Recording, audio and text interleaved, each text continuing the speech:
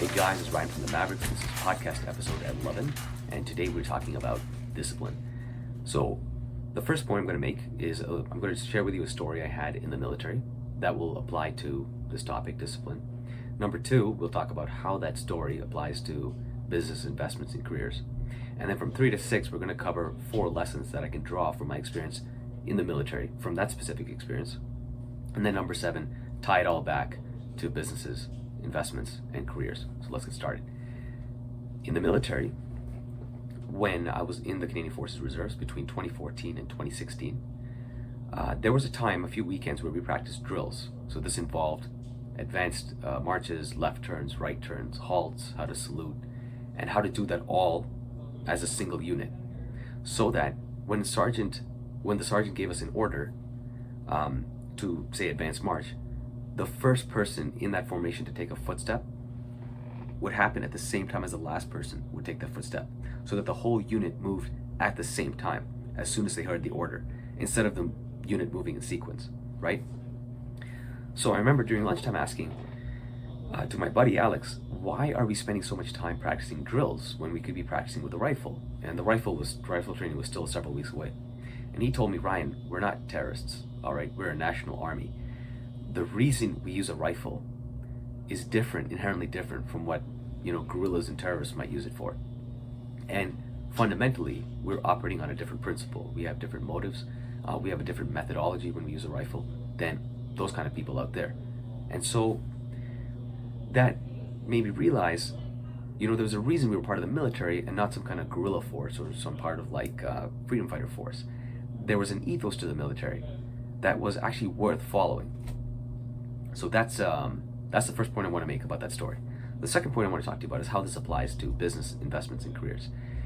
In the military, you start off everything, all your training, no matter how dangerous the training might be, you start off with discipline. And outside of the military, if you were to use a rifle, you start off without discipline, right? In guerrilla warfare or terrorism, you start off without discipline. And so we're inherently different.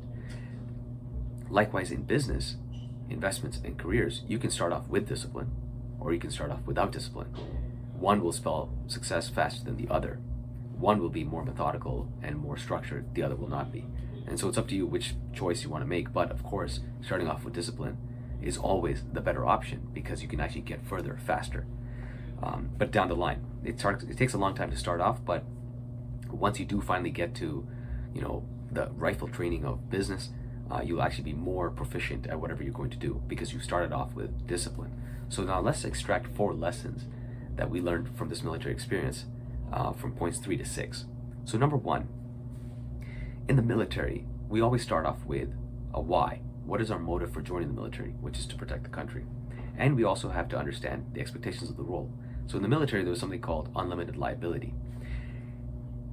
I could be given a lawful order that could risk my life, and I would have to follow it. So that is unlimited liability. I could be given I could be given an order where I'd have to go die for the sake of the mission, and I'd have to follow it. So that's unlimited liability. That's the expectation of the role, right? So understanding why I'm part of the Army and what the expectations of that role is, I can now advance to understanding what are the methods I need to be effective in the military, because I know why I'm doing it, and I know what I'm going to expect down the road from it. I can now be methodical about how I approach my duties. So the second point I want to mention is that everything we do in the military is methodical, it's thoughtful, it's thought out, it's disciplined. So we were taught how to fill up our water bottles, how to make our beds, how to tie our boots, how to stand in for inspection, how to be inspected, all these kind of things. We were taught all these things so that we could be disciplined in times of peace. And again, just focus on this. We were taught how to be disciplined in times of peace so that it became a habit for us. It became a habit to be disciplined, thoughtful, methodical. In the Army, we used to have a saying, slow is smooth, smooth is fast. We were taught how to be slow so that we could be smooth and inevitably fast in whatever tasks we were assigned to do. All right, so third point, the reason we were being disciplined under peaceful terms was so that when they could dose us with stressful moments, we would learn how to be disciplined in more stressful environments, ultimately where we could be disciplined in really difficult situations. Because it's one thing to be disciplined during times of peace, but it's an entirely more effective entirely more empowering to be disciplined and to be able to think through things when there's grenades and gunfire going off all around you, right? Being able to issue orders methodically, thoughtfully, with the consideration of your soldiers in mind, in the midst of all of this turmoil and turbulence, that actually makes you an effective leader. So they would teach us how to be disciplined in times of peace, and then dose us with stress, so that in really stressful times, we would still maintain our discipline. And that's the ultimate goal, to be disciplined under duress. And the fourth point is, being disciplined under duress also involves being disciplined when dealing with difficult and dangerous decisions. So in the military, that can involve when to take someone's life, when to use a deadly form of fire, or munitions, or anything like that. Anything that can involve the life or death of someone, we would make the decisions we would make methodically, thoughtfully, even in times of duress. And now this all applies, all these 4 lessons apply to business, investments, and careers, and here's how. Whatever you start, you want to start with discipline. But if you want to start with discipline, you have to understand why you're doing what you're doing. You have to be very clear on those goals. Otherwise, you'll just lose the motive to actually continue being disciplined. And the second thing is you have to understand the expectations of that role. What are the sacrifices you're going to have to take on in order to be successful in business, or in that investment, or in that career? Are you going to have to get a second job? Are you going to have to sacrifice hanging out with your friends? Are you going to have to sacrifice the amount of time you want to exercise? What are the expectations of the role that you will have to hold to in order to see success? Because now that you know why you're doing what you're doing and what it takes to succeed, you can be disciplined about each of the steps you take to get there. And that leads to my second point. Whatever you get into, business, investments, and careers, you got to be disciplined. You got to do everything methodically, thoughtfully, everything thought out well, so that when times get a little bit more stressful, you'll still be disciplined and be able to take the same number of steps forward. So there's this idea called the 20-mile march that Jim Collins talks about. You can either take 20 steps forward, or you can march 20 miles on a good day and stop marching on a bad day. You can march 40 miles to catch up the next day, and then you can march 5 miles if that's how you can make it. But inevitably, you might not ever make it to your destination because you're not disciplined in the amount of time, the amount of distance you're going to cover every day, despite the circumstances. But if you say, on a good day, I'm going to cover 20 miles. On a bad day, I'm going to cover 20 miles. On a medium day, I'm going to cover 20 miles.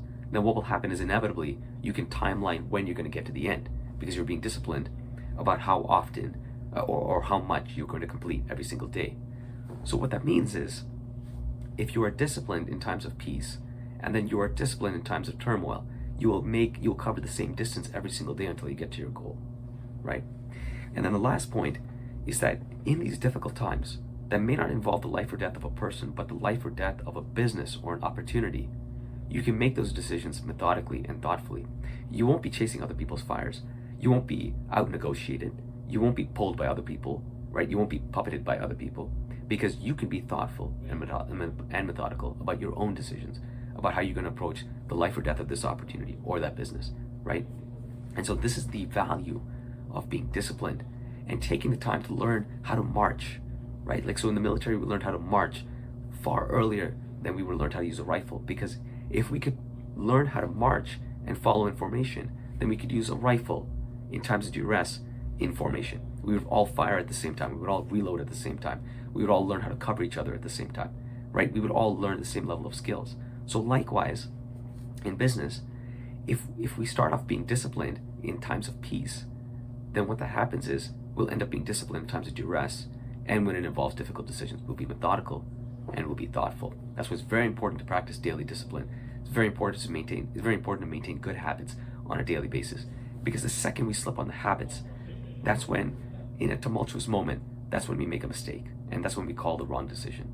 All right? So those are the 7 points I wanted to cover. Very quickly, we talked about my experience in the military in regards to marching and why it's so important for us to learn those drills. Number 2, how that applies to business, which is basically the difference between us and guerrilla fighters, is that we start off with discipline and they don't.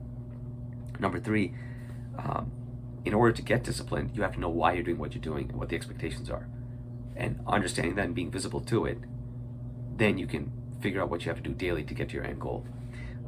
Number 4, the importance of discipline, because discipline teaches you how to maintain good habits in times of peace. But then, as a consequence, if you can maintain those good habits, you'll maintain those good habits in times of war, in times of difficult times, in times of duress. And then finally, you'll maintain that discipline as well, maintain those good habits when you have to make life or death decisions about your company, your investment, or your career.